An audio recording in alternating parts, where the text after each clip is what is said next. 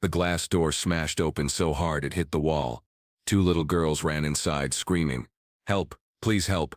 Everyone in the cafe froze. Forks stopped. Coffee cups shook. A woman gasped. Ethan stood up fast before he even thought. He had been waiting for a blind date, but that didn't matter now. The girls were crying. Their clothes were dirty. One had blood on her sleeve. The other held her sister's hand tight, like she was scared to let go. They looked around the room in panic, then ran straight to Ethan. "You," the older twin cried. "Are you Ethan Carter?" Ethan blinked. "Yes, I am." The younger girl grabbed his arm so hard it hurt. Her voice came out in broken breaths. "They hurt our mom. She can't breathe. She told us to run and find you, please." The room fell dead silent. Every face turned toward them. No one moved. Ethan's heart slammed in his chest. His date didn't matter. The empty chair didn't matter. His old pain didn't matter. Only these kids. Only their fear. "Where is she?" he asked. Voice low, calm, strong. The girls pointed outside. Tears rolled down their faces. "Please, she's dying," one whispered. Ethan grabbed his phone and took their hands. "Take me to her," he said. He didn't wait for anyone else. He didn't look back. The girls didn't wait. They grabbed Ethan's hands and pulled hard. "Come, hurry, please." They ran out the door and into the street, feet slapping the sidewalk, breaths sharp and fast. Their tiny legs moved so fast, they almost tripped with each step. One fell for a second. Ethan caught her by the arm and lifted her back up without stopping. Cars honked. People stared. No one moved to help. No one followed. Just Ethan and two shaking children in panic. "Tell me your address," he said as he ran beside them. The older twin gasped out numbers. Ethan dialed 911 immediately. "Emergency. What?" "There's a woman hurt," Ethan said out of breath. "She's not breathing well. Children came to me. We're running to her house now." "Is she conscious?" "I don't know yet," Ethan said. "We're almost there." They turned a corner. The girls pointed ahead. "That one. That one." The house sat halfway down the block, lights flickering from inside like someone had hit them. The front door was cracked open, hanging wrong, like it had been kicked in. The metal lock plate was bent. Dude splintered across the porch. Ethan felt his stomach drop. "Stay outside," he told the girls softly. "Do not come in. Do you hear me?" They didn't argue. They clung to each other, shaking. Ethan pushed the door open. The smell hit first: metal, dust, fear. A lamp lay smashed on the floor. A picture frame cracked. A chair tipped over. His heart pounded. "Ma'am," he called. "Can you hear me?" No answer. He stepped farther in. That's when he saw her, lying near the hallway, one shoe off, hair messy and tangled, cheek bruised, deep purple, her dress torn at the shoulder, chest rising only a little, tiny shallow breaths. Ethan dropped to his knees beside her. "Ma'am, can you hear me?" Nothing. But there was a pulse. Weak, slow, fighting. "She's alive," he whispered. He tilted her chin up gently, opening her airway, the way he was trained back in school, years ago. He listened. Air fought its way out of her throat, rough and weak. He kept her head still with his hands. "Stay with me," he said, soft but firm. "Help is coming." His phone was still in his pocket. The 911 voice crackled. Sir, are you there?" "She's alive," Ethan said, breathing shallow, likely head trauma. "Send EMS faster if you can. Units are en route. 2 minutes." 2 minutes felt like forever. He turned his head toward the open doorway. The twins were standing on the porch, holding each other tight, crying again when they saw him look. Ethan gave them a small nod, steady, solid, controlled. "She's alive," he called to them, loud and clear. Their faces crumpled in relief and fear at the same time. A siren wailed in the distance, closer, closer. "Just hold on," Ethan whispered to the woman. "You're not alone, not tonight." Her breath rattled once, like her body was trying to wake up. Ethan held her hand lightly, careful, steady, and kept her airway open, eyes locked on the doorway, waiting for lights, waiting for help. The sirens screamed down the street. Red and blue lights flashed across the walls, and for the first time since the girls ran into that cafe, Hope dared to breathe too. The moment the ambulance doors opened, noise exploded everywhere. "Move! She's losing air! Get her to Trauma 1. BP dropping." Doctors and nurses rushed the stretcher down the hall. Bright white lights flashed. Machines beeped fast, voices layered over each other, sharp and urgent. The twins ran beside Ethan, gripping his arm so tight their small fingers dug into his skin. "Stay close," Ethan whispered, guiding them, keeping them near but out of the way. A nurse tried to block them. "Family only." "They are her children," Ethan said quickly. "They stay." The nurse looked at the girls' tear-streaked faces, then nodded and rushed off. Inside the trauma room, doctors cut the woman's clothes open, tape ripping fast, oxygen mask placed, IV lines pushed in. Alarms beeped high and loud. "Start fluids. She's bleeding internally. Move, move." The twins covered their ears, shaking hard. A police officer stepped in front of Ethan. "Sir, you brought them here?" His tone firm, almost suspicious. "Yes. They found me in..." The officer held up a hand. "Names?" "Ethan Carter. I don't know the mother's name yet." "Your relation?" "None." The officer stared like he didn't understand. Ethan swallowed. "I was supposed to meet her. Blind date." The officer's brow lifted. "And the kids came to you." "They found me. They ran for help." His chest tightened. Saying it out loud made everything more real and more terrifying. The twins pressed into him harder. One whimpered. The other buried her face in his coat. "Sir," the officer said, softer now, "we'll talk more soon." A doctor burst out of the trauma room. "She needs surgery now. Massive trauma. Skull impact. Chest bleeding." The girls cried louder. A nurse crouched to their level. "Sweethearts, the doctors are helping your mom. She's fighting." The younger twin choked out. "Don't let her die." "We won't stop trying," the nurse promised, then rushed after the stretcher as they rolled the mother toward the OR. The hallway suddenly felt too still, too quiet. A woman in a suit walked up, clipboard tucked to her chest. "Hello, I'm from Child Services. We need to talk." The twins stiffened immediately. One backed behind Ethan. The other grabbed his shirt. "No," the older one whispered. "We stay with..." The social worker knelt down. "We just need to make sure you're safe." "We are safe," the littler one cried. "With him." Ethan took a breath. "I'm not leaving them." "That's not your decision," she replied gently but firmly. "We have procedures." "I understand," Ethan said, voice low. "But their mother told them to find me. They trust me. They just watched her almost die. I'm not walking away from them." The woman studied him. "And you are?" "Someone who won't let them be alone tonight." Silence. Then she nodded once. "For now they stay with you. But there will be paperwork." "Fine," Ethan said. "Whatever it takes." A different doctor walked up. Tired eyes, serious face. "Sir? Kids?" They all looked up at him. "She's in surgery. It's serious. Head injury, internal bleeding, broken ribs. It will be hours before we know anything." The older twin crumbled, sobbing. The younger one whispered, "Is she gonna die?" The doctor didn't lie. "We're doing everything we can." He walked away. The girls leaned into Ethan, crying hard. He slowly knelt so he could hold them both close, steady arms around shaking little shoulders. Ethan didn't promise magic. He didn't say she'll be fine. He said the only true thing he could. "You're not alone. I'm right here." The hospital rushed around them. Alarms, phones, footsteps, chaos moving without pause. But Ethan stayed still, holding two terrified children in a hallway full of noise. And from the operating room down the hall a faint sound echoed, machines working to keep a mother alive. The hospital waiting room felt too bright, too cold. Plastic chairs, vending machine hum. Walls that didn't care. The girls sat on either side of Ethan, small bodies pressed close like they were afraid the world might pull them away if they left space. The older twin hugged her knees. The younger one clutched Ethan's sleeve so tight her knuckles turned white. Ethan kept his voice soft. "What are your names?" "I'm Lily," the older whispered. "And I'm Emma," the younger added, voice shaky. He nodded gently. "I'm Ethan. I'm here with you." Lily wiped her nose with her sleeve. "We know." Ethan tried to breathe steady. "Can you tell me what happened at home?" Lily looked down. Emma's lip trembled.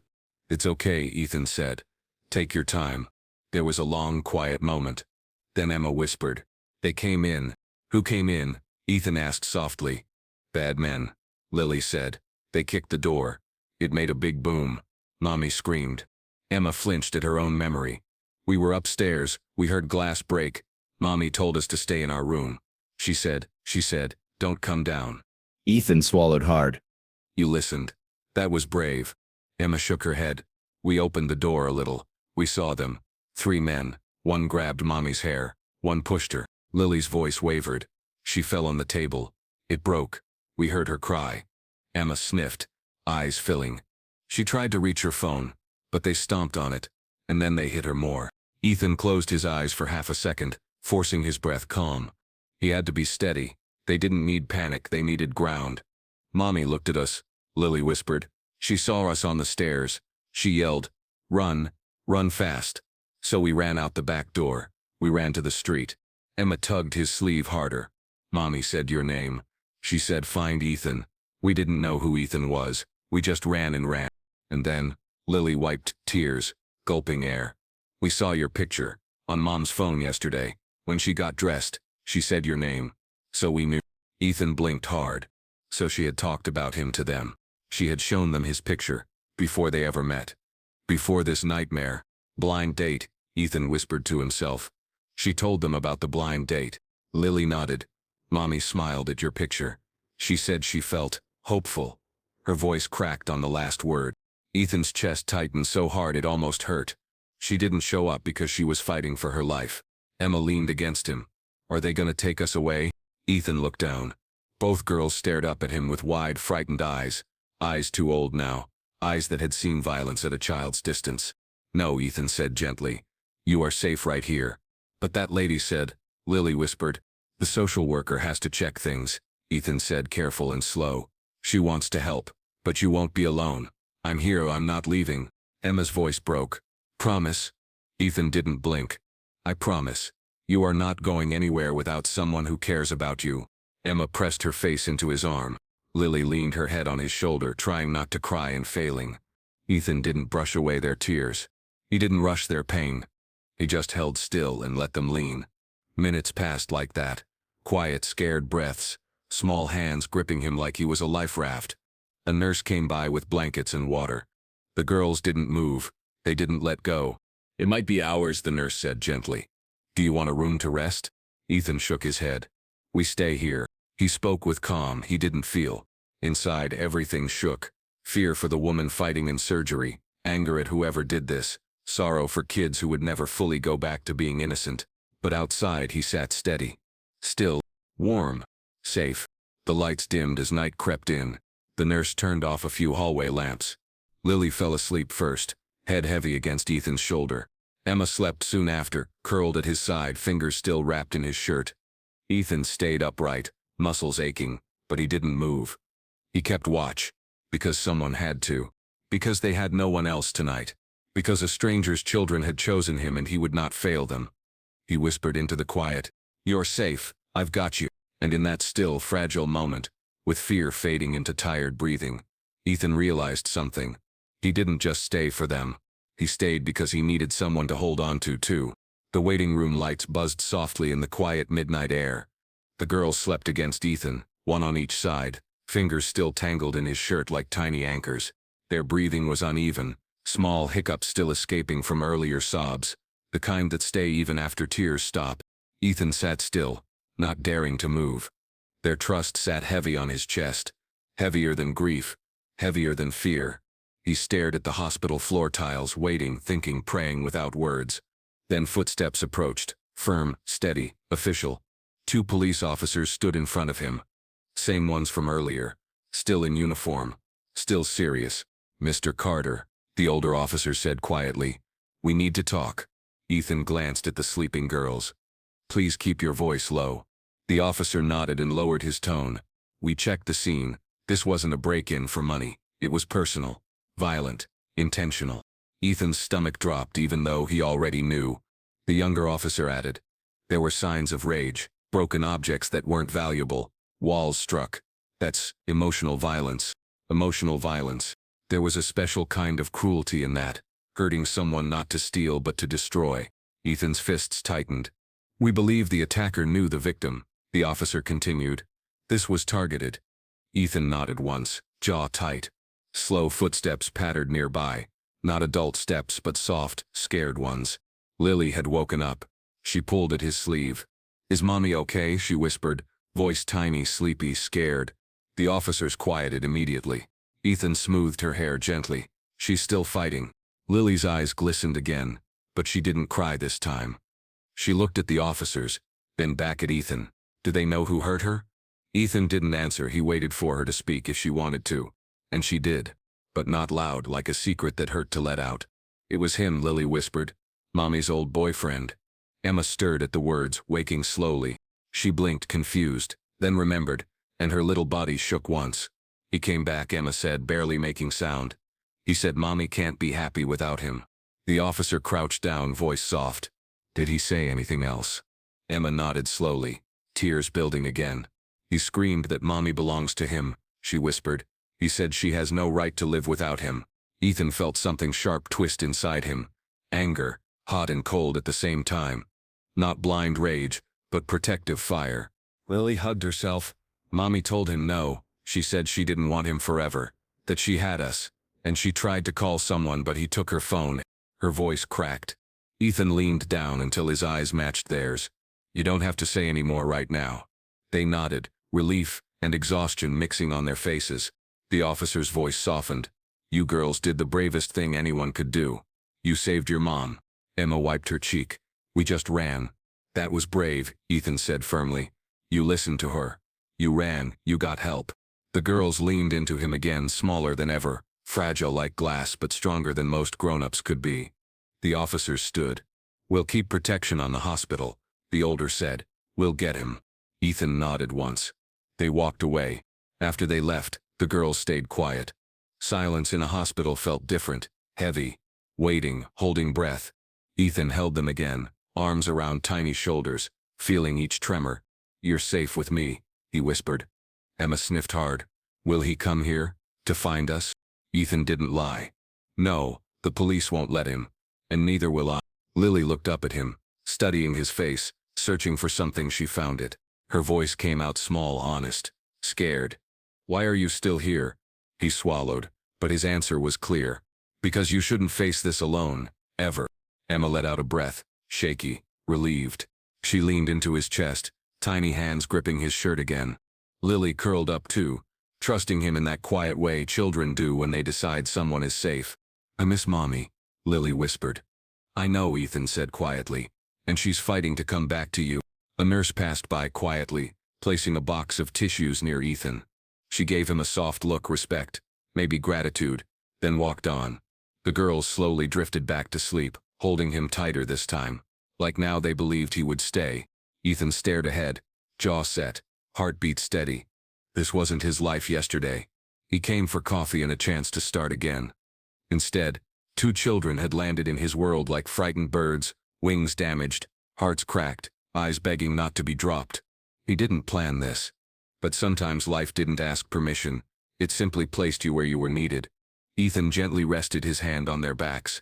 He didn't know what tomorrow meant. He didn't know if the mother would wake. He didn't know how to heal kids torn by fear overnight. But he knew this. He would not walk away. Not now. Not when they needed someone to stand between them and the dark. And somewhere down the hallway, inside an operating room filled with bright lights and brave hands, a woman fought for life, fought to return to her girls. Ethan whispered into the still room, voice steady, quiet, full of promise. They're safe. I've got them. Keep fighting.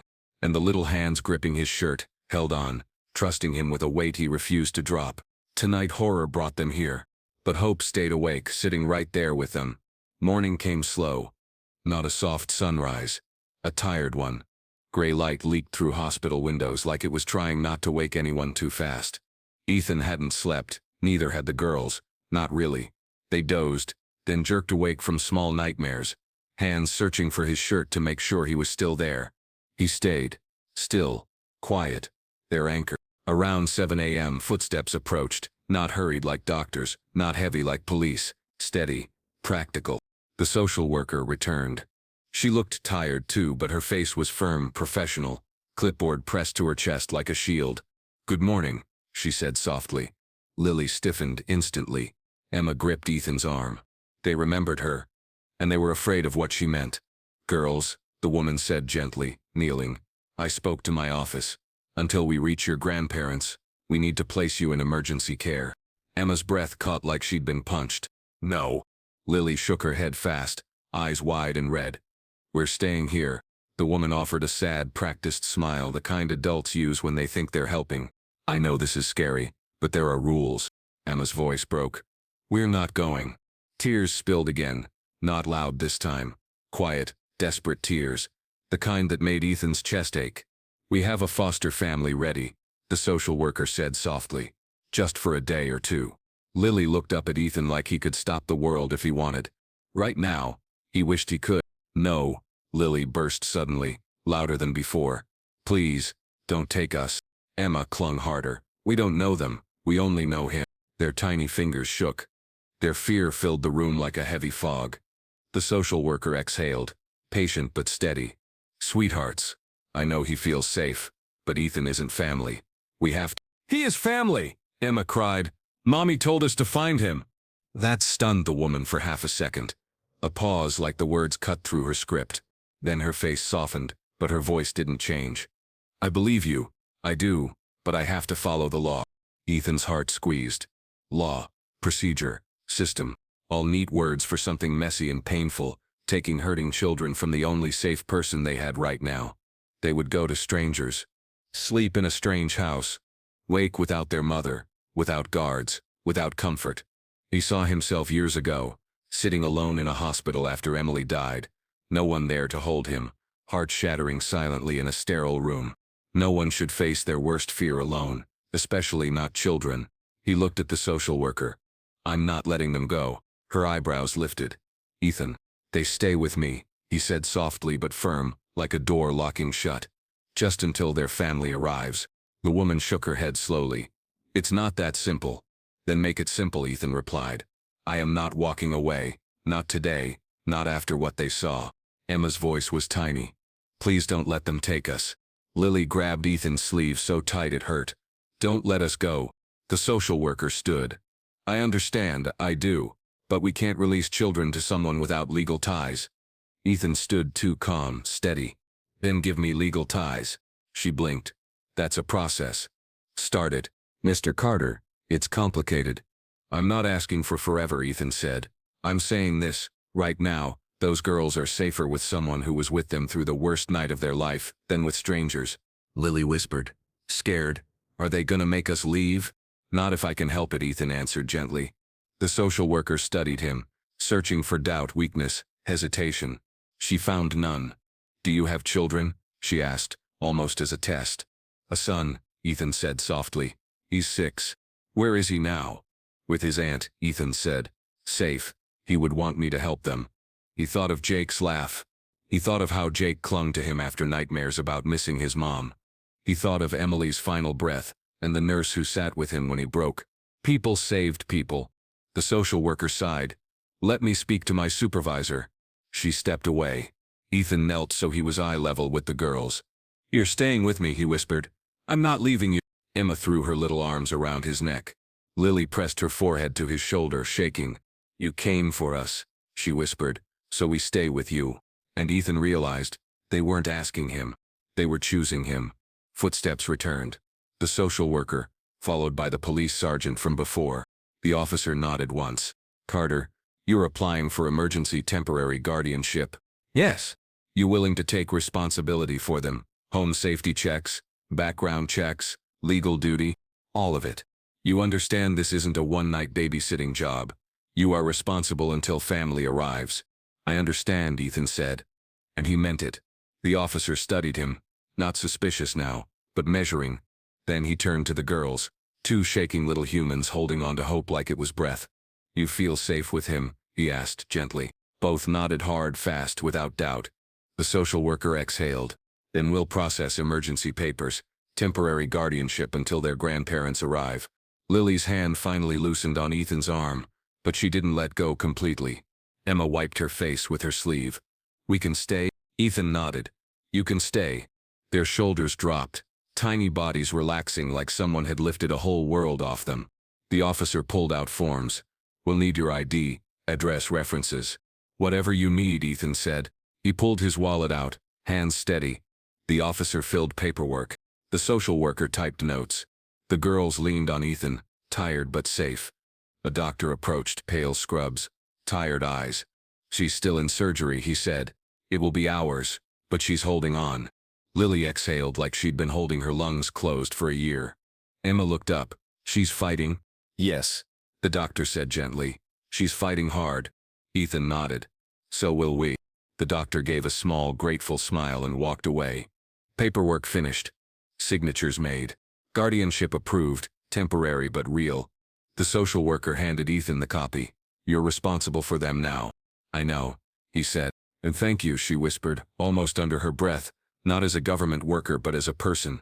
After she left, Ethan sat back down. Lily and Emma crawled close, one on each side again. They didn't cling like before. They settled in, like this was their place now. And Ethan didn't feel confused anymore, or trapped, or overwhelmed. He felt right, like he was exactly where he was meant to be.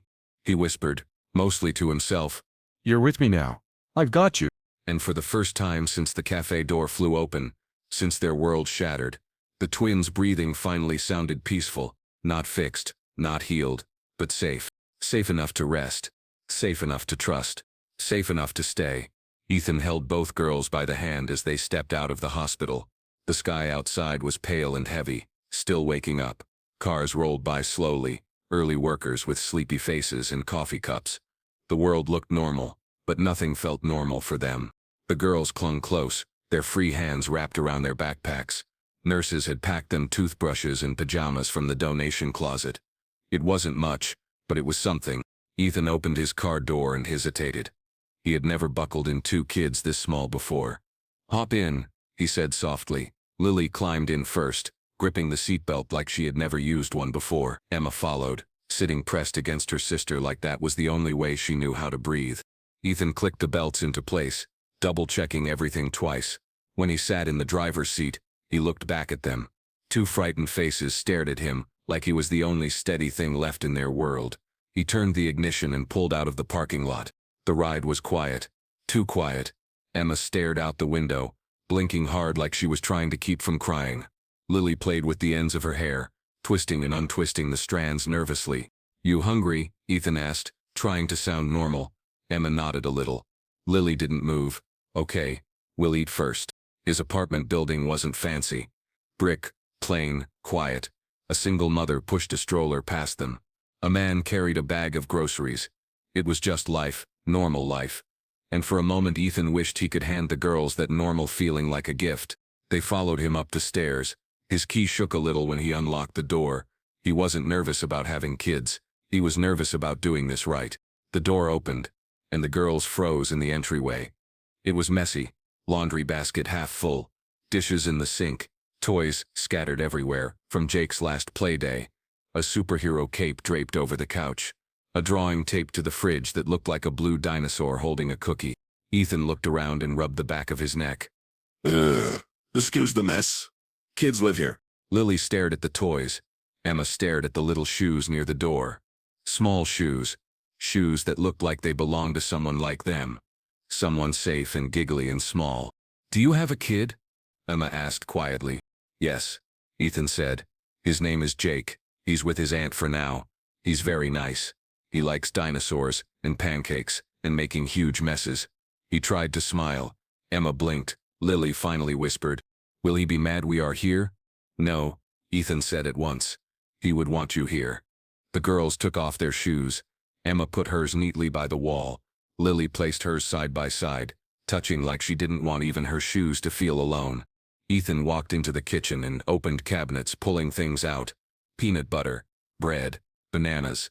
"I don't know how to cook anything fancy right now," he said, "but I can make peanut butter sandwiches, or cereal." Emma whispered, "Sandwich." Lily nodded silently. Ethan started making them. He forgot how sticky peanut butter could be. The bread tore. He messed up the first sandwich so badly he had to start over. The girls watched him, eyes following every move like it mattered. When he finally handed them the plates, Emma whispered, "Thank you." Lily whispered, "Thank you too." They ate quietly, feet dangling. After food, Ethan asked, "You want to wash your faces? Brush teeth?" The girls nodded. They followed him to the bathroom, holding the towels like they were treasures. Seeing their tiny hands under the running water made something in Ethan's chest twist. They looked like they were trying to scrub fear off their skin. He set up blankets on the couch and made a little pallet on the floor. The girls looked unsure, like they didn't know where they were allowed to be. "You can sleep in Jake's room tonight," Ethan said softly. "He won't mind." The girls walked inside. Dinosaur toys everywhere. Tiny books. A nightlight shaped like a rocket. Emma touched the rocket light. "He likes space?" "Very much." Ethan smiled. Lily picked up a stuffed bear. "What's his name?" "Captain Mr. Bear," Ethan said. Emma giggled once, a tiny sound but real. They curled up on the little bed together, side by side, the rocket light casting soft shapes on the walls. Ethan tucked a blanket around them.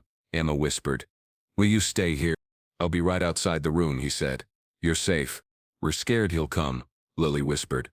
"He won't," Ethan said. "Not a guess. A promise. You're with me." They nodded. It still took a while for their breathing to settle. Every time a car passed outside, they flinched. Every time footsteps echoed in the hallway, they tensed. But slowly, their theories relaxed. Their eyes closed. Sleep finally came. Ethan cleaned the kitchen quietly after they slept. He picked up toys, folded blankets, washed dishes. The little apartment felt different. Not heavier, but fuller. When the sun rose again, cereal spilled. Emma knocked over the milk jug. Lily accidentally put both feet in the same shoe. Ethan got peanut butter on his shirt. The girls giggled once at that, and the sound felt like the first warm breeze after winter. After breakfast, they went back to the hospital. They brought a drawing, Captain Mr. Bear standing next to their mom with hearts everywhere. They taped it next to her bed.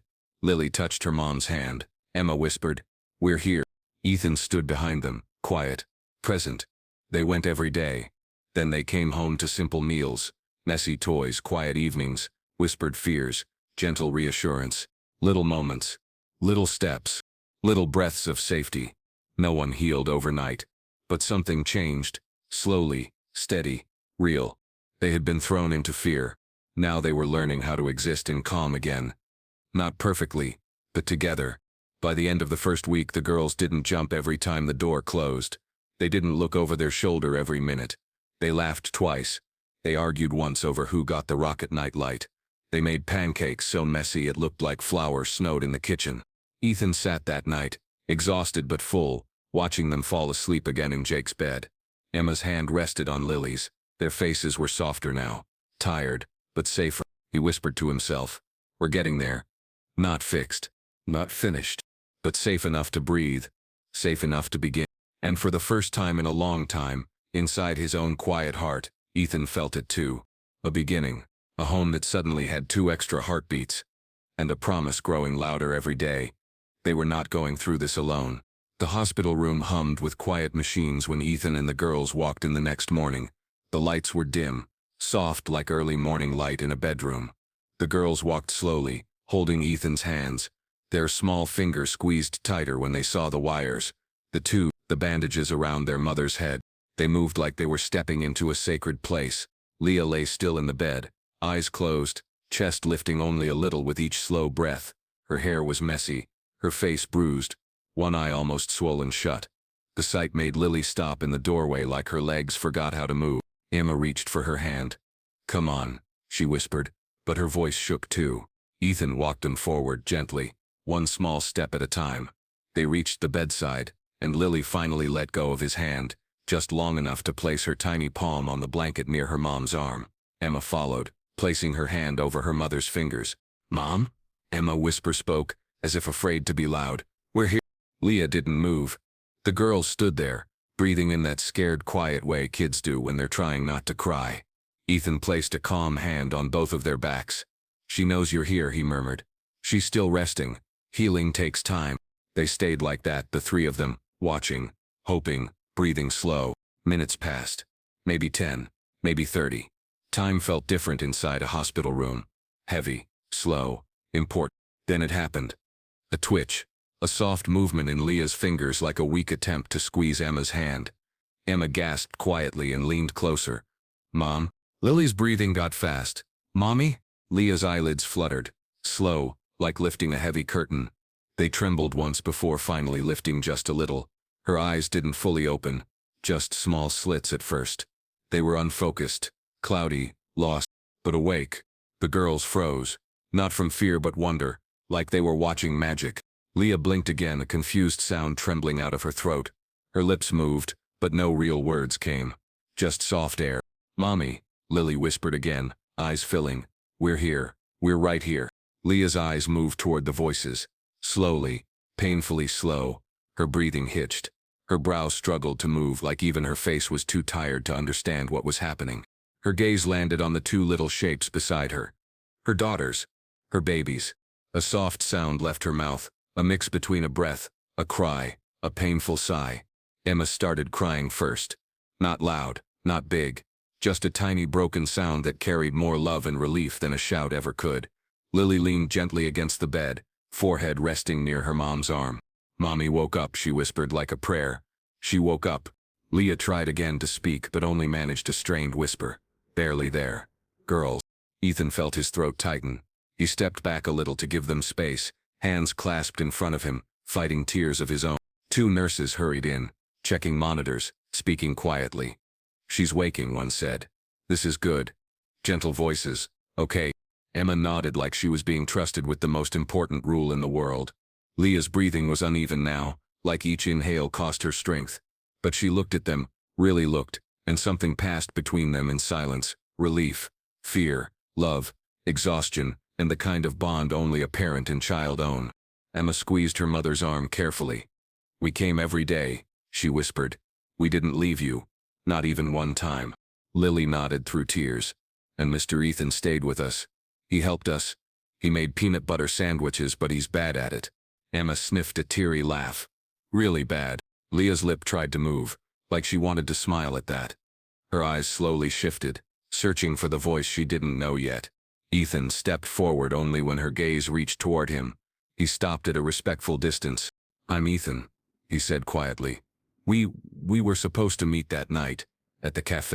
Leah blinked, trying to place the memory, trying to connect the dots through pain and fog. The girls looked between them like connecting puzzle pieces. Emma spoke, voice hushed. "We found him, Mommy. We ran like you said." Lily wiped her cheeks. "You told us to find Ethan. So we did." And there, in Leah's tired eyes, something clicked through the fog. A flicker of recognition, then shock, then something soft. Her hand twitched toward her daughters again, but she didn't have strength lifted far. Her gaze went back to Ethan, shaky but aware now. He lifted one hand slightly, reassuring, open palm. "You don't have to talk," he said softly. "Just breathe. Just rest. Your girls are safe." Leah closed her eyes for a moment, a tear slipping out, not from pain but from relief, from returning to a world she wasn't sure she'd see again, from seeing her daughters safe beside a stranger who chose not to run. Her eyelids lifted again, slow and heavy. Her lips moved with effort, and this time a whisper made it out, rough and thin. "Thank you." Ethan shook his head. "You don't have to thank me. They found me. They chose me." Leah's gaze softened, grateful and aching. She looked at her girls again, then back at him, tears gathering. Her voice barely existed, a breath of sound, but it carried weight. "Thank you for not leaving my girls." Ethan swallowed, eyes burning. "Never." A nurse leaned in gently. "She can only be awake a little at first. She needs to rest now." The girls nodded like they were being trusted with a mission. They kissed their mom's hand carefully, one on each finger, like they were afraid they might break her if they pressed too hard. "We'll come back," Emma whispered. "We're right here," Lily added. The nurse dimmed the lights again. Leah's eyes drifted closed, her breathing slowing, but now with purpose, not fading but healing. Ethan guided the girls back a step. They kept staring at her, holding each other's hands this time, relief mixed with fear. Because seeing her awake meant hope, but hope hurts when you're scared to lose it again. Outside the room, Emma leaned into Ethan but didn't cry this time. Lily wiped at her eyes but kept her chin up. "She came back," Emma whispered. "We didn't lose her." "Not today," Ethan said softly. "She's fighting." Lily looked up at him. "You stayed," she whispered, like she asked. He nodded. "I said I would." Emma's voice was quiet. "Will you stay still?" Ethan bent slightly so they could see his eyes clearly. "Yes, I'm here. Until she's better. Until she's home." Their shoulders finally lowered, not because everything was fixed, but because the world didn't feel like it was falling apart anymore. There in the hallway, Ethan realized something deep and simple and powerful. Hope didn't come rushing in like sunlight. It came slow, gentle, fragile, but it came. The girls leaned against him again, smaller than ever, stronger than they knew. Ethan rested a hand on each of their backs. "Let's sit a little," he whispered. "Give her time to rest. We'll be right here when she wakes again." And they sat quietly, tired but held 3 hearts steady in the hallway of a hospital, watching the door of a woman who fought her way back to them. A family not born but formed. Not by plan but by need. Not by blood but by showing up. And for the first time since the cafe door flew open that day, Ethan let himself feel it fully. This wasn't just helping anymore. This was belonging. For all of them. 2 days passed after Leah woke. She slept most of the time, waking only for short minutes, whispering to the girls, touching their faces, holding their hands. Each time she opened her eyes, the girls leaned in like sunlight was entering the room again. Ethan sat in the chair by the window. He stayed quiet when she slept. He stayed quiet when she woke. He did not hover. He did not rush. He was simply there, present, steady, a calm shape in the corner. On the 3rd morning, police officers came to the door again. They didn't knock loudly. They didn't raise voices. They knew there were children inside. Lily and Emma sat on the couch in the waiting area outside the ICU room, coloring quietly in a little notebook Ethan had bought from the gift shop. They looked up when they saw the officers, hands freezing mid-crayon. "Mr. Carter," one officer said softly. Ethan stood. "Yeah, we have an update." The girls stiffened. Emma's crayon dropped. Lily's fingers curled tight around hers. The officer knelt so he wasn't towering over them. "They found him," he said. "Your mom's ex. He was hiding 3 towns over. He's in custody now." Emma's lip trembled. "He's gone? He won't hurt anyone else," the officer promised. "Not anymore." Lily looked up with scared eyes. "What if he gets out?" "He won't," the officer said firmly. "He was arrested with very serious charges." "What charges?" Ethan asked quietly. "Breaking and entering, assault, attempted murder." The words felt like punches in the air. Heavy, serious, ugly. The girls flinched. Emma pressed her face into Ethan's arm. Lily hugged her knees. Ethan nodded slowly, jaw tight. "Thank you for telling us. We'll update you when the court date is set," the officer said. "Right now he's not going anywhere." When they left, the girls didn't move at first. Then Lily whispered, "He can't come back." Ethan crouched down so his face was level with theirs. "No, he can't." Emma whispered into his sleeve, "I still feel like he's coming." "That's normal," Ethan said gently. "Sometimes our minds remember danger even when it's gone. But you are safe." He didn't say you're safe here. He said you are safe. All the time, everywhere he was with them. They nodded, not because they fully believed yet, but because they wanted to. A nurse peeked out of the ICU room. "She's awake." The girls jumped up like their feet were springs and ran in. Ethan followed slower, letting them reach her first. Leah lay on the bed, eyes open but tired. When she saw them, she smiled a small painful smile. "Hi, my loves." They rushed to her side, hugging her gently, afraid to press too hard. "Mommy," Lily whispered. They caught him. Leah froze. Her breath shook. Her eyes closed tight for a moment. Then tears slid down her cheeks. She wasn't crying from fear now. She cried from relief and guilt. "I'm sorry," she whispered. "I'm so sorry you had to see that. I'm sorry I didn't protect you." Emma shook her head fast. "No, you did. You told us to run." Leah's voice broke. "You should never have had to." "I should." "You did everything right," Ethan said gently. "You got them out. You saved them." Leah blinked, surprised he spoke. Her voice was thin. "I didn't want them to be scared." "They were," Ethan said softly. "But you gave them the words they needed to survive. They listened. They found me. They're safe because of you." Leah looked at her daughters brushing their hair with weak fingers. "I'm so proud of you." Emma leaned into her. Lily pressed her cheek to her mother's arm. But then Lily whispered, "I still feel scared." Leah closed her eyes. "So do I." Ethan stepped closer, careful, respectful. "Fear doesn't mean weakness," he said. "It means you care, and you got through it." Leah looked at him, really looking like she was trying to understand who this man was sitting in her hospital room, with her children like he belonged there. "You stayed," she whispered. "After everything." "They needed someone," Ethan said. "I wasn't leaving." Leah's eyes filled again. "You didn't even know us." Ethan shook his head slightly. "You don't walk away from children who are afraid." He didn't say anything about loss, about Emily, about the night he sat alone in a hospital years before. But Leah looked at him like she somehow knew there was pain behind his calm. She swallowed. Her voice came out weak but clear. "Thank you." Ethan nodded once. You focus on healing. I'll take care of them until you're ready. Leah breathed in slow, shaky air. I don't want to be a burden. You're not, Ethan said. You're a mother who survived something terrible, and you're fighting. That's strength. She looked at her girls, then at him, overwhelmed. I don't know how to repay you. You don't need to, he said. Just get better. The room stayed quiet for a moment. Machines beeped steadily. The girls rested near their mom. Ethan stood watch silently at the foot of the bed, guarding them. Not because he owed them anything, not because of pity, but because staying felt right. After a while, Leah's eyes grew heavy again. She drifted back into sleep, holding her daughter's hands lightly. Ethan guided the girls to sit quietly so she could rest. He sat too, nearby, a steady presence. Lily leaned against his arm again. Emma rested her head on his shoulder. Mommy is safe, Emma whispered like she was trying to convince herself. Ethan nodded. Yes, she is. And we're safe? Lily asked softly.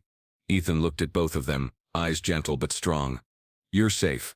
I won't let anything hurt you. They didn't reply. They didn't need to. Their tiny shoulders relaxed. Their breathing slowed. They leaned into him like he was something they could trust. Maybe not forever yet, but for today. And today was enough. The sun was setting when the girls finally fell asleep again, this time curled against each other in the hospital chair. Their small bodies leaned together like they never wanted space to exist between them again. Ethan lifted his jacket and gently draped it over their shoulders. They didn't wake, they just breathed, tiny and tired, holding hands as if letting go might bring danger back. He sat down beside them and rubbed his face. His eyes stung. His chest felt heavy. He had carried kids through pain before in the hospital, when their bodies were hurt. But this, holding children through fear, felt different, bigger, deep. He felt like he was holding something fragile that life had already tried to break. The door clicked. The officer from earlier returned. His voice stayed low, calm. The judge denied bail, he said. He won't get out. Ethan nodded, feeling relief, but only a little. Some fear lives in the bones, it doesn't leave with one sentence. Good, Ethan replied. The officer nodded once and left quietly. A soft sound made him turn. Leah was awake again, blinking slowly. Her eyes moved from her daughters to Ethan, then to the door like she was trying to understand the world piece by piece. She swallowed. Did the police say? Ethan nodded. He won't be released. Leah let out a long breath. Not peaceful, just relieved enough to breathe without shaking. Then her expression changed. Something darker came. Guilt. The kind that eats a person from the inside. More heavy than pain. More cruel than fear. This is my fault, she whispered. They should never have been in danger. Ethan shook his head immediately, voice firm. This is not your fault. She looked away. I chose him. I let him into our lives. You chose to leave him, Ethan answered gently. You chose to protect your girls. He chose the violence, not you. Her eyes filled again. I tried so hard to build a safe life. You did, Ethan said softly. You still are. Her gaze trembled. My daughters ran through the streets alone. They had to beg a stranger for help because of me. Ethan's voice softened like warm cloth, steady and gentle. They didn't run to just anyone. They ran to you, to the hope of someone safe. He paused, eyes kind, and you gave them that hope. Even in fear. Leah covered her face with her hand, crying quietly. Not loud, not wild, tired crying. The kind someone holds inside for too long. Ethan didn't touch her. He didn't know her well enough for that yet. He simply sat still, a calm shape in the room. You're a good mother, he said quietly. A hurt mother isn't a failed mother. She lowered her hand slowly. I was afraid they would never be safe again. They are safe now, he said. You fought, they ran, they found help, they got here. You made it possible. Her lips trembled. And you stayed. Ethan nodded once. I stay. The room stayed quiet again, but not the scary kind of quiet. A tired quiet. A healing quiet. After a moment, Leah whispered, Why? You didn't owe us anything. Ethan looked at the girls sleeping, then back at her. Someone once stayed for me, he said softly. When my wife passed. A nurse who sat with me when I didn't want to breathe anymore. She wasn't family. She wasn't a friend. She just, and I promised if I ever saw someone drowning like I was. His voice softened, eyes lowering. I wouldn't walk away. Leah watched him quietly. Tears brimmed again, not from pain, but understanding. A mother who had been broken by love looking at a father who had been broken too. You're carrying hurt too, she whispered. Everyone is, Ethan answered. But some hurts teach us how to hold others. She closed her eyes and breathed slowly, like his words gave her space to rest. When I get better, she said quietly, I will take them home. I will take over. I don't want to be a burden. Ethan shook his head lightly. You're not a burden. They're not a burden. You heal as long as you need. They're safe. With me. A tear rolled down her cheek, quiet and grateful. You don't know us. Why trust this much? Ethan didn't think long. I don't need years to see goodness. Sometimes you see it in one moment. She looked at her daughters sleeping again and her voice shook. I just want them to feel whole again. They will, Ethan said. Not all at once, but they will. And you, she whispered. Do you stay even when we don't need you? If you want me to, he said simply. If they want me to. Her eyes softened, fragile but hopeful. Maybe we all needed each other. He didn't answer. He didn't need to. The girls stirred, curling deeper into each other. Leah whispered, I don't know how to trust life again yet. Ethan nodded. Then borrow mine until you can. She closed her eyes slowly, holding on to that sentence like it was a lifeline. Borrow mine until you can. It wasn't romance. It wasn't promises of forever. It was something stronger, safety, a pledge without pressure, a presence without demand. Outside the door footsteps echoed. Inside machines hummed softly, and in the middle of it all, a broken family beginning to knit together in the smallest, gentlest way. By breathing. By staying. By not facing the dark alone. The girls shifted, sighing, one mumbling softly in sleep. Ethan watched them calm, tired, content to simply sit with them. Leah watched too, eyes soft, grateful in a way words couldn't hold. Some families begin with birth, some with marriage, and some begin here, in quiet rooms where pain meets kindness, and survival slowly turns into trust. Tonight was not about love. Not yet. Tonight was about safety. About being seen. About learning to rest again. And as night settled deeper around them, Ethan stayed exactly where he had been from the start, right beside them, steady and sure. Not saving them, just not leaving them. Life didn't get better in one moment. It got better in tiny pieces. One morning at the hospital, Leah sat up a little more than the day before. Another morning, she held water without shaking. A week later, she took 2 steps with a walker. Then 5. Then 10. Every time she moved forward, the girls' faces lit up like little lamps turning on. They stood close during therapy, hands curled in their shirts, watching carefully, watching proudly, watching like she was learning to walk for them, not for herself. The therapist showed her how to turn her head slowly, how to stretch her neck, how to breathe through sharp pain. Ethan sat in a corner chair, quiet, ready to help if the girls got scared. When Leah stumbled once, Lily gasped so loud the therapist jumped. Leah steadied.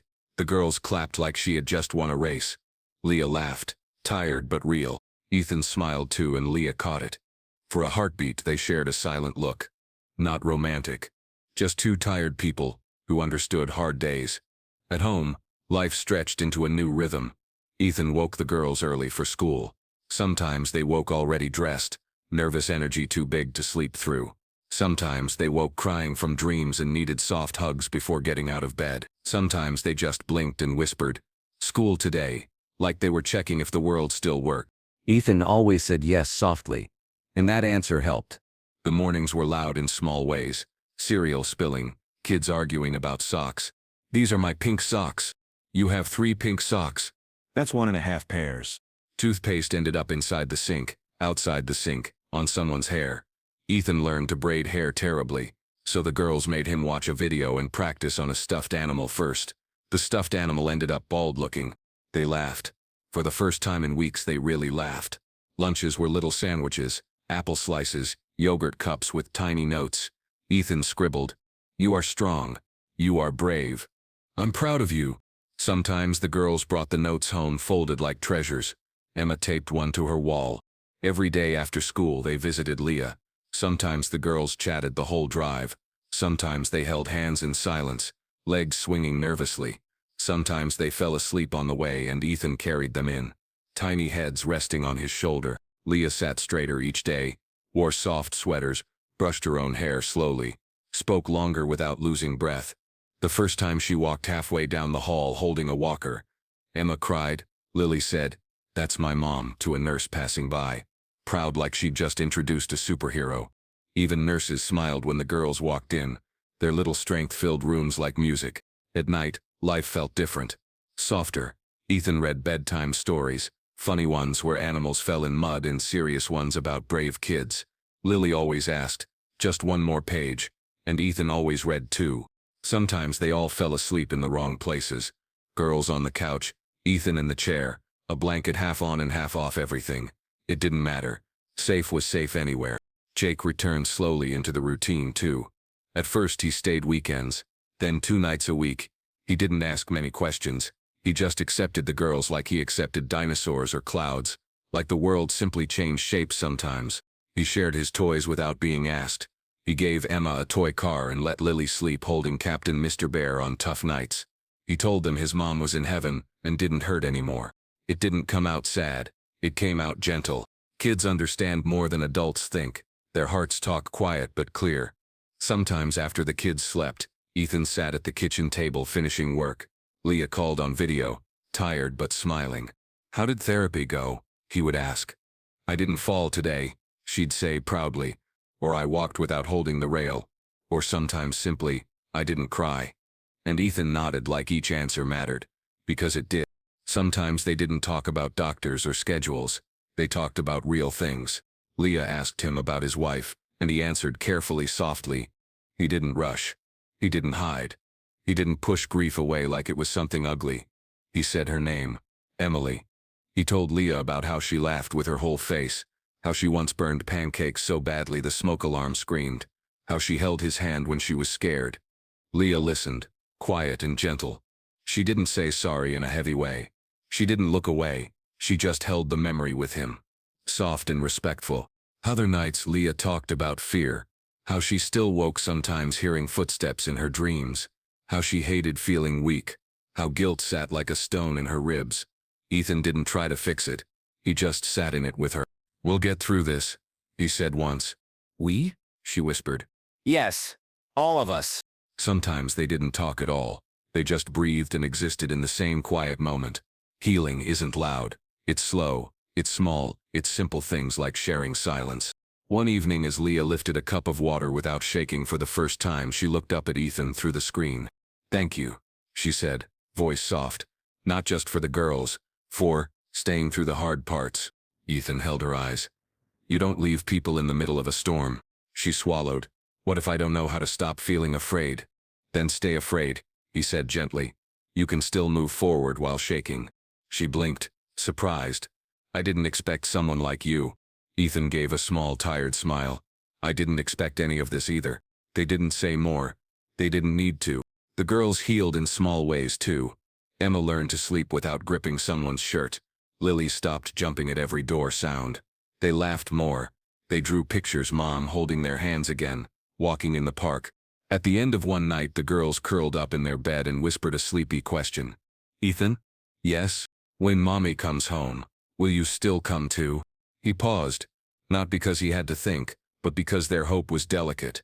"I'll be here as long as you want me," he said. 2 sleepy voices whispered, "Okay." They slept, and somewhere between spilled cereal, tiny socks, slow steps in hospital hallways and quiet calls past midnight, something gentle began growing.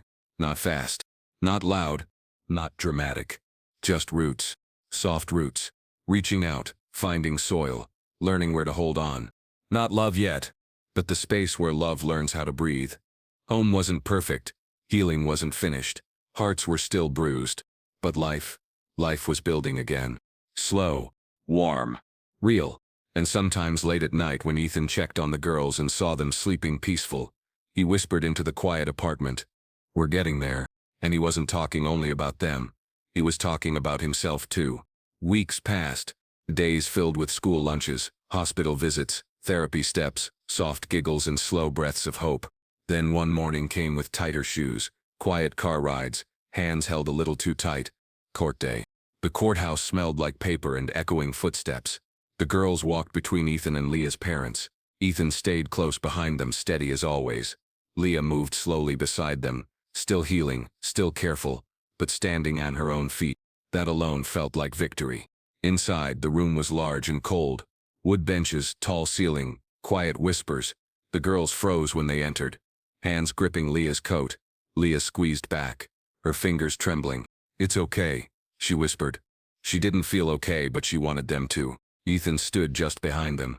He didn't touch Leah, but he was close enough she could feel him there. A wall, a shield, a calm heartbeat in a storm. The officer led them to reserved seats. The judge entered. People stood. Rules felt heavy like stone. Then the guards brought him in. The ex. He didn't look like the booming shadow in their nightmares. He looked smaller than before, pale, angry, lost. But danger isn't measured by size. The girl's eyes widened like someone had turned the world black again. Emma pressed against Leah's side. Lily reached for Ethan's hand without looking, like instinct. He wrapped his fingers around hers gently, giving quiet strength without squeezing. Leah's breath hitched. She hadn't seen him since that night. He glanced toward her, then toward the girls, and something cold crawled across the air. But then Ethan shifted slightly, stepping into that line of sight without saying a word. A simple move, a protective one. The ex looked away. The prosecutor spoke first. Words like attempted murder, domestic violence, danger, children present. No remorse filled the room. Leah's parents held hands. The girls leaned against each other. When the judge asked if Leah wanted to speak, she hesitated. Her fingers trembled. Ethan's eyes met hers. He didn't say anything, just nodded once. Slow, supportive, giving permission to be brave or to stay silent. She stood. Her voice shook. Her legs shook. Her heart almost fell out of her chest. "I tried to leave," she whispered. "I tried to build a safe life for my girls. I did everything I could. We didn't deserve this." She paused to swallow tears. "You didn't just hurt me. You stole their feeling of safety. You broke their childhood. But they survived you, and they will heal without you." Her voice cracked. She sat again. Ethan placed a hand on the back of her chair, not touching her, just there. Her hand lifted slightly, fingertips brushing his knuckles like a thank you no one else saw. Then the judge spoke, voice firm, final, strong like steel. "For the safety of this family, for the protection of children, and for the actions taken, this court sentences you to." Silence fell, the whole world holding breath. 25 years in state prison, without early release. A flutter of restrained sobs came from Leah, but they weren't sad tears. They were relief trembling out. The ex cursed, fighting the guards, but they held him as he was taken away. His voice faded down the hall. His shadow disappeared from their world, and then it was quiet again. Lily turned first. Mommy? She whispered. "Is it over?" Leah cupped her cheeks gently. "Yes, it's over." Emma burst into tears, not scared tears this time. Heavy, shaking, relief tears. Leah pulled her into her lap, ignoring the pain in her ribs. Lily crawled into the hug too, their little arms wrapped around their mom like they could glue her heart back together by holding tight enough. Leah cried with them, quiet and soft, the way someone cries when they finally stop running. Ethan looked away for a moment, giving them privacy even though they were only a foot away. Then he felt a tug. Lily reached toward him blindly with one hand, the other arm still around her mom. He moved closer so she could hold his sleeve again. They sat like that for a long moment, just breathing, 3 hearts pressed together, a fourth beside them, steady as a guard. When they finally stood to leave, the hallway felt brighter. The girls walked on their own feet, not holding on like they might fall anymore. Leah's hand brushed Ethan's as they walked, fingers just barely touching for balance, or comfort, or both. Outside sunlight warmed their faces, real sunlight, not hospital glass sunlight. The kind that touches skin, the kind that feels like life. The girls looked up at the sky. Birds flew overhead. Traffic hummed. Normal life. Safe life. Emma sniffed. "We can breathe now." Lily nodded, wiping her cheeks. "Mom doesn't hurt anymore." Leah exhaled slowly, leaning just slightly toward Ethan. "We're really free." Ethan put a gentle hand on the girls' backs. "Yes, you are." They stood like that for another long, quiet moment. 4 people who had walked through fear and landed somewhere soft. Not perfect, not finished. Still healing, but safe. Safe mattered more than perfect ever could. Lily finally broke the silence. "Can we get ice cream?" Emma nodded like it was a holy command. "Chocolate." Leah laughed through tears. "Yes, chocolate." Ethan smiled. "Extra sprinkles." They walked toward the car. Little hands found big hands. Shoes tapped against pavement like tiny drums of freedom. And for the first time since the night everything broke, none of them were looking over their shoulder. They were walking forward. Together. Ready for whatever came next. Not afraid anymore. Just tired. And hopeful. And held. Months passed like pages turning softly in a book. The world didn't explode with change. It grew little by little. Leah walked without trembling now. Slow at first, then steady. She cooked simple meals. She wrote emails again. She went back to her company part-time. Laptop on the kitchen table.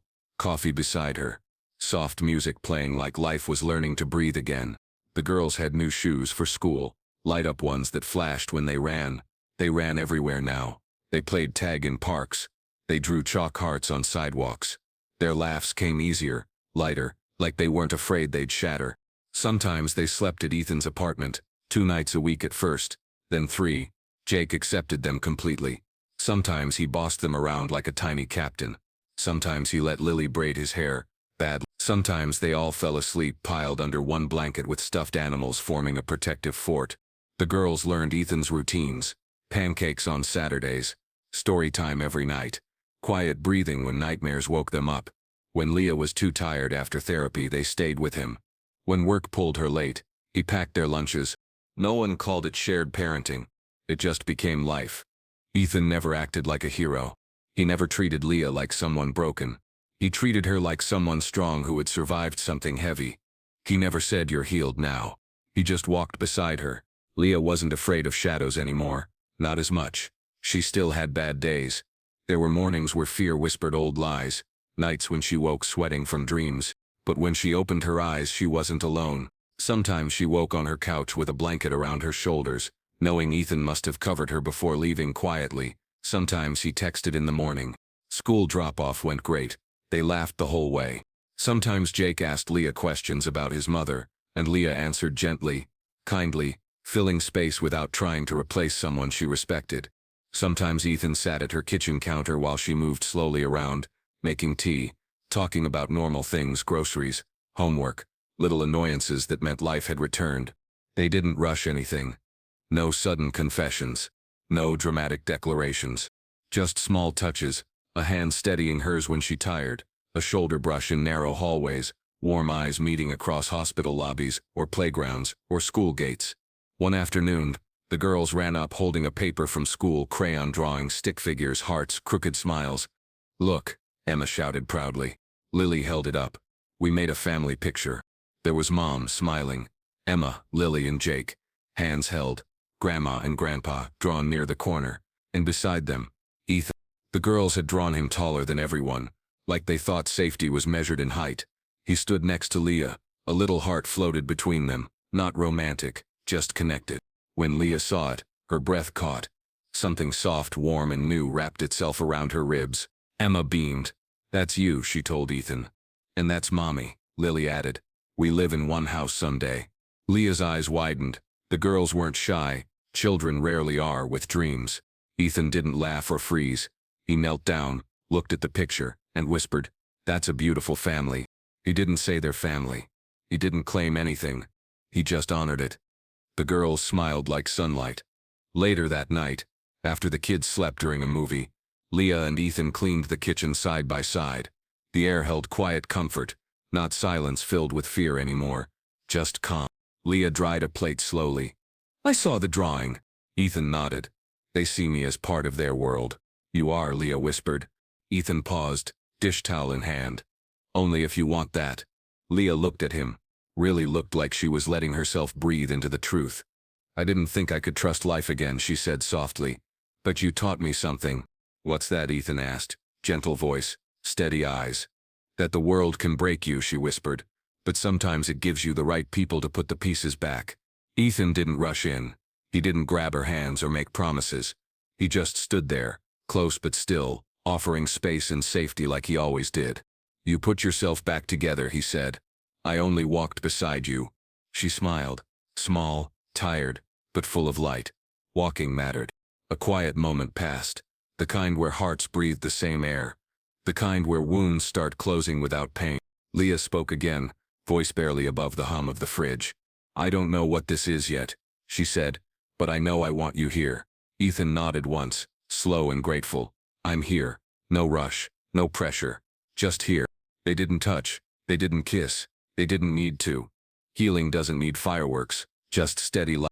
Behind them, on the couch, 3 children slept tangled in blankets, chests rising peaceful and safe. Leah looked at them, then at Ethan. This feels like a beginning. He smiled softly. A real one. Outside, streetlights blinked on. Somewhere a dog barked. Life hummed around them. Ordinary life, precious life, earned life. And in a small apartment full of warmth and quiet and kids asleep after laughing too hard. A family wasn't born. It was chosen. Gently, honestly, together. Not because fate demanded it, but because love grew in the space safety created. A real beginning. Not rushed. Not perfect, but true. And true was enough. The grass felt soft under Ethan's shoes as he laid the picnic blanket down. It was sunny but not too bright. The kind of day that smiled without trying too hard. The girls ran ahead toward the playground, laughter trailing behind them like ribbons in the breeze. Jake chased them, tiny superhero cape flapping behind his shirt like joy had its own wings.